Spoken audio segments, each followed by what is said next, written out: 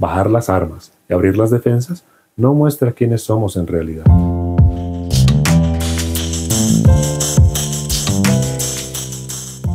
En psicoanálisis entendemos que las personas se defienden, pero no lo hacen voluntariamente, no lo hacen porque quieran, sino que es algo inconsciente, algo que va más allá de su voluntad, que de hecho actúa esa defensa a pesar de la voluntad de la persona de no querer hacerlo. Y cuando digo que es inconsciente, me refiero a que esa defensa al cambio, esa aversión a lo inestable, a ese tambaleo, significa que es estructural al sujeto. ¿Sí? Esa parte de su estructura psíquica. Es decir, que no hay paciente sin esa estructura que se defiende. O sea, que es esa estructura la que va a activar esta sensación de resguardo y ataque y defensa todo simultáneamente. Y todo eso con el objetivo de centrarse en el síntoma, de vivir la vida como la lleva viviendo sintomáticamente. Y pues con el sufrimiento que atrae eso. Pero es que esa defensa, otra vez, lo hace sin darse cuenta, lo hace sin saber por qué. No sabe por qué mantiene este amor identificatorio con el síntoma y con el sufrimiento. Y de esto nos vamos a dar cuenta de una forma muy sencilla, y es escuchando al paciente, porque el paciente está muy convencido de que las cosas que dice en la sesión o entre sesiones no tienen nada que ver unas con las otras, no hay ninguna relación. Es decir, el paciente dice, en la sesión tal hablé de X cosa y en la siguiente sesión hablé de otra cosa que no tiene nada que ver con lo que ya venía hablando. O dentro de la misma sesión, sí, es la misma lógica. En la primera parte de la sesión empecé a hablar de una cosa y al final de la sesión empecé hablando de otra. Y están convencidos de que no tiene una cosa que ver con la otra. Y bajo esa misma lógica van a establecer un valor a que los olvidos, los sueños, los lapsus, los errores van a quedar relegados, van a quedar marginados, van a quedar al borde de la página, al margen de tonterías o de sinsentidos. O sea que bajo esa lógica, la persona es la que dirige qué cosas son importantes, en qué cosas va a hacer énfasis y en qué cosas no, en qué cosas son una tontería y no vale la pena pues ponerles cuidado. Sin embargo, en psicoanálisis lo que se va a ver es que precisamente esos errores, esos lapsus, esas cosas que la persona va a decir que son tonterías sin sentido, sin importancia, son precisamente la prueba fundamental de las deformaciones inconscientes, del desplazamiento de las cosas psicológicas. Es decir, el psicoanálisis sí le va a poner un valor a eso que el paciente dice que es una tontería, porque esa tontería es una deformación psíquica en donde una cosa primaria era una cosa y ahora es otra, ¿sí? Es una deformación, es una transformación de lo que era en un primer momento a lo que ahora es, ¿sí? Y el psicoanálisis lo que va a pretender es coger eso secundario que se creó para llegar al primer momento. Es decir, una cosa era una cosa y ahora es otra. Y ahora lo que se va a hacer es el camino inverso. Y eso es posible porque ese desplazamiento que hubo de términos, de significantes, siempre va a apuntar en la dirección contraria. ¿Sí? Siempre va a apuntar, siempre va a hacer referencia más bien. Siempre va a hacer referencia a esa génesis que hubo. Este segundo elemento va a ser una referencia constante al primero. Porque este primero va a empujar todo el rato para salir. Solo que deformado. Bueno, pero ¿esto cómo se ve en la práctica? En ese caso podemos establecer que un olvido puede ser la puerta de entrada para poder leer una experiencia traumática olvidada. O incluso que un sueño hable de cuestiones autodestructivas que tiene el paciente consigo mismo, que mientras lo están enterrando vivo no puede alzar la voz. Entonces lo que tenemos ahora es que esa capacidad de tener ese criterio del paciente, de escoger qué es importante y qué no es importante, pues eso es lo que le permite al paciente elaborar una conversación normal, socializar, convivir, ¿sí? Pero como ya habíamos establecido antes en el video pasado que el espacio de terapia no es un espacio en el que se hable como se habla en una cafetería, la pregunta sería, ¿qué hace distinta, además del encuadre que vimos en el video pasado, qué hace distinta la forma de hablar dentro del dispositivo analítico? Y esto me parece muy relevante porque también está esta idea que me parece muy de sentido común y muy de otro tipo de epistemologías, que trata de que la terapia es un espacio para sentirse vulnerable, es un espacio en el que uno va a ponerse la meta de llegar a poder ser vulnerable. Y el psicoanálisis no tiene esta regla. Es decir, y mucho cuidado con esto, pedirle al paciente, ¿sí? Que el psicólogo le pida al paciente que sea más vulnerable, que baje las armas y que muestre su yo auténtico, no es un camino analítico. Es decir, el propósito del dispositivo analítico no es que el paciente llegue a ser auténtico, ni que pueda llegar a ser vulnerable. ¿Por qué? Porque las defensas son estructurales, como les venía diciendo. Las defensas actúan más allá de la voluntad, ¿sí? No es pedirle al paciente que baje sus armas, que no se resista, no es pedirle eso.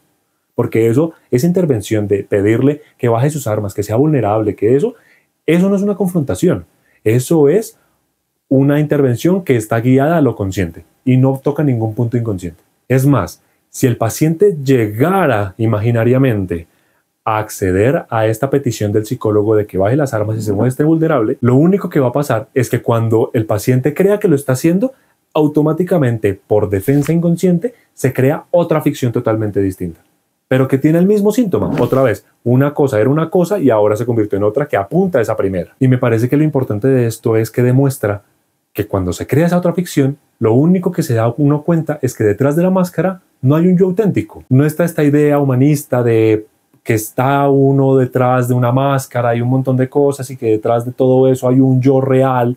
No. ¿Por qué? Porque rápidamente se crean otras ficciones. Y lo que puede pasar muy seguramente es que como se crean otras ficciones, el psicólogo le va a volver a hacer la demanda una y otra vez y otra vez y otra vez, lo que va a aumentar la sensación de sufrimiento. ¿Por qué? Porque ni siquiera puedo ser capaz de mostrar mi yo real, cuando no hay. Pero entonces, respondiendo a la pregunta de qué hace distinta al habla analítica, tenemos la asociación libre, que consta de un único elemento. Hable de todo lo que se le venga a la mente. Y esta instrucción, que es muy abierta, va a ser una herramienta fundamental en el psicoanálisis para poder hacer de esa defensa algo legible, para hacer de ese sinsentido algo que se pueda leer, que se pueda actuar con eso, que se pueda interpretar. Lo que permite la asociación libre, y eso es algo que me fascina del psicoanálisis, es que esa instrucción, ¿sí?, esa asociación libre, va a permitir que el paciente ponga en juego, manifieste la defensa dentro del terreno del habla, dentro de la palabra, hacer de la defensa palabra. Entonces, cuando ponemos esa defensa inconsciente en la palabra, es el preámbulo perfecto para la entrada a lo inconsciente. Porque es que esa regla fundamental, la asociación libre, va a tener una función muy especial y muy específica. Y es que va a desarmar al paciente para tener un criterio de qué es importante y qué no es importante. ¿Por qué? Porque la regla le dice, hable de todo lo que se le venga a la mente, sin importar qué sea. Sin importar si es una tontería, si tiene algo que ver, si no tiene nada que ver, si tiene que ver con el analista, si tiene que ver con el papá, la mamá, el hermano, la novia, el novio. No tiene nada que ver ese criterio. Se le está desarmando al paciente de por lo menos esa pequeña defensa. Entonces, como se ha desactivado todo criterio del paciente para determinar qué es importante y qué no, la función de lo importante, la función del valor, va a quedar en las manos del analista. La función del analista entonces va a ser la de interpretar ese material, porque entonces va a ser él el que señale, el que apunte con su intervención hacia algo repetitivo que el paciente no se da cuenta, porque es inconsciente, el que va a permitirse interpretar la defensa de tal forma que el paciente pueda darse cuenta de esa defensa. En otras palabras, el analista tiene la tarea y la responsabilidad de poner el peso y el valor de cada idea, de cada palabra que se diga en la sesión. O sea que miren, porque esto me parece interesantísimo. Pasamos de que el paciente va a ser el que va a determinar el valor y va a mantener a raya, al margen, los olvidos, las tonterías, los sinsentidos, y eso va a pasar a ser propiedad del analista. Va a ser el que ponga el valor y el potencial de ese tipo de ideas. Le confiere la responsabilidad al analista de establecer cuál es el peso del lapsus, del olvido, del sueño, de la fantasía que trae el paciente y cómo se conecta eso con el sufrimiento y el síntoma. Porque si fuera por el paciente ve eso como algo infértil, un callejón sin salida, como algo que no tiene sentido, ni nada que ver, que no vale la pena ni siquiera mencionarlo.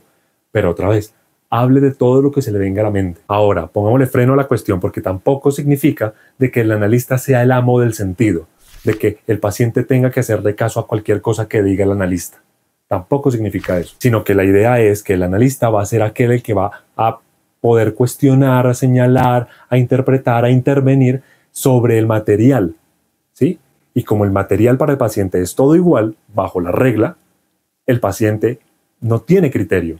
El analista es quien va a hacer el señalamiento de poner dentro de ese campo, sacar una pizquita y decir, bueno, ¿y esto qué? Y ese ejercicio de saber puntuar, de saber qué coger y saber qué relacionar de toda la tela simbólica, es decir, de todo el discurso que se está hablando de la sesión, ese ejercicio va a ser lo que direccione la cura. O sea, la escucha analítica es lo que va a direccionar la cura. Entonces, a modo de resumen, lo que pretende la regla fundamental de la asociación libre es que el paciente no pueda discriminar qué decir y qué no decir. O sea que la función del analista va a ser discriminar qué es lo sintomático, cuál es el valor de cada una de esas ideas, ¿sí? identificar cuál es el síntoma dentro del despliegue discursivo que tiene el paciente, de lo que habla en sesión. Ah, mire, esto me parece que se puede relacionar con esto. ¿Usted lo ha pensado? Sí. Y eso puede llegar a tener sentido. O sea que no es un rol meramente de escucha pasiva. La escucha analítica es una escucha creativa. Y que menciono esto porque hay muchos psicólogos que creen que están ejerciendo solamente escuchando al paciente. Ay, sí, venga a desahogarse, es que aquí va a tener un espacio para poder ser vulnerable, y eso no es analítico. La escucha analítica es totalmente activa. Es decir, que va a ser una función que va a guiar el discurso y que a la vez se va a ocupar de la verdad que se está armando dentro del dispositivo, ¿sí? Esa verdad que va a tener un nuevo sentido dentro de la vida del paciente. Y esa dirección no es alienante porque no es una guía en la que a uno le van a decir, mire, usted está haciendo mal esto, esto y esto, y tiene que ser así y así y así, como otras psicologías y como otros ejercicios terapéuticos pretenden hacerlo. En verdad, la guía se va a direccionar hacia esos elementos a los que el paciente nunca les da importancia, pero que para el analista tienen todo el sentido de mantener el síntoma. Es decir, que están en el primer plano para el trabajo terapéutico. Es decir, que solo cuando las defensas se convierten en palabras, lo inconsciente pasa de ser un muro a ser una puerta.